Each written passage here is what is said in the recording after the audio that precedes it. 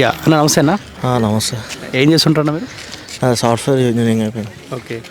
Yeah software employees అందరూ దాదాపు అంటే ఒక చర్చ ఏంటంటే అరే ఐటీ మినిస్టర్గా కేటీఆర్ ఉంటే అయిపోతూ ఉండే, కేటీఆర్ ఉంటే ఇంకా ఉద్యోగాలు తీసుకొస్తూ ఉండే అన్న ఆలోచనకి ఏమైనా వచ్చిరన్న?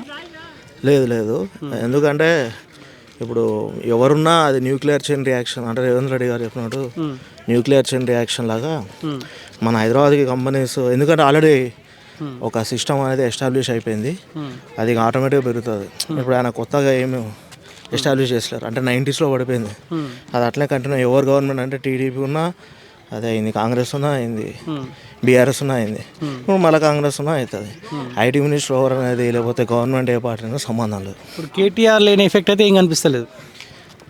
అంటే పర్టికులర్గా కేటీఆర్ టార్గెట్ చేయడం అని కాదు, ఎవరున్నా లేకపోయినా ఐటీ వరకు అయితే అది హైదరాబాద్ వరకు అయితే ఒకవేళ Tier 2 టౌన్స్ ఆయన గొప్పగా చేసిండు అంటే మా హైదరాబాద్లో ఎవరున్నా వస్తాయి.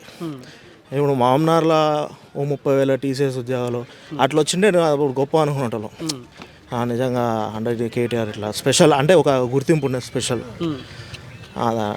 అంటే ఇప్పుడు అట్లా అంతే. ఎట్లా ఉందన్న రేవంత్ పరిపాలన ఎలా ఉంది? రేవంత్ పరిపాలన అంటే ఇప్పుడే చెప్పనీకి రాదు, it's too early to decide. Time ఇవ్వాలంటారు. యా అంటే మనం మార్పు కోసం కాంగ్రెస్ పార్టీకి అవకాశం ఇచ్చాం, కేసీఆర్ పోతేనే మార్పు వస్తుందని. సో ఆ తరహాలైన పని చేస్తుంటే ఏమని అనిపిస్తాము అంటే ఫస్ట్ ఆఫ్ ఆల్ అన్నీ జరిగిన 100 daysలో ఏంటంటే బడ్జెట్ లేదని, ఫైల్స్ మాయమైపోయినాయని, మనం ఫోన్ ట్యాపింగ్ అని ఇవన్నీ చూసినాం. పథకాలు కూడా 100 days గ్యారంటీ అది చేయలేకపోయినారు, ఎందుకంటే బడ్జెట్ లేదు అన్నారు. ఈ ఎన్నికలు అయిన తర్వాత ఎన్నికల కోడ్ అమల్లో ఉంది కాబట్టి ఇప్పుడు చేయలేకపోతాం, ఎన్నికలు అయిన తర్వాత చేస్తామని చెప్పి అంటున్నారు. సో మేబీ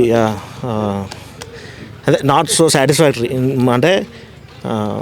అంటే బేసికలీ అంత ఎక్కువ మెజారిటీతో గెలవలేదు కదా, అంటే 59-60 మెజారిటీ అవసరం అయితే 64 seatsతో గెలిచారు.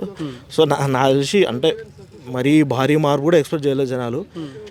జస్ట్ ఫర్ చేంజ్ అంటే యాంటీ ఇన్కమ్మెన్స్ దానివల్ల ఆ కరప్షన్ ఛార్జెస్ దానివల్ల కాంగ్రెస్ గెలిచిందని అనుకుంటున్నాం. ఓకే. ఎంపీ ఎలక్షన్స్ రాబోతా ఉన్నాయి.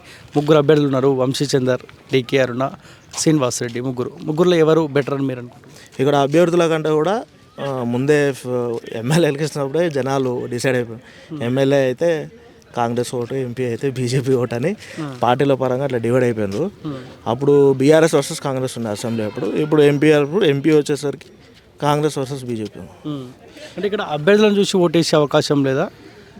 అంటే ఇప్పుడు మన పేరుకి మన డెమోక్రసీ పేరుకు మాత్రమే ఏమంటారు అభ్యర్థులు ఎన్నుకుంటాం, ఆ అభ్యర్థులు నాయకుని ఎన్నుకుంటారు అని చెప్పి పేరుకు మాత్రం అట్లుంది. కానీ రియాలిటీ ఏముంది అంటే మన దేశం కాదు, ప్రపంచ దేశం అనేది పైన ఎవరైతే లీడర్ ఉంటారో వాళ్ళని చూసి ఓటేస్తున్నారు. కానీ మన లోకల్ క్యాండిడేట్ని చూసి అంటే మొన్న జరిగిన ఎమ్మెల్యే ఎన్నికలలో కొంతమంది ఎమ్మెల్యే క్యాండిడేట్ల మీద విపరీతమైన అపోజిషన్ ఉండి అట్లా ఓడిపోయిన మాట వాస్తవమే.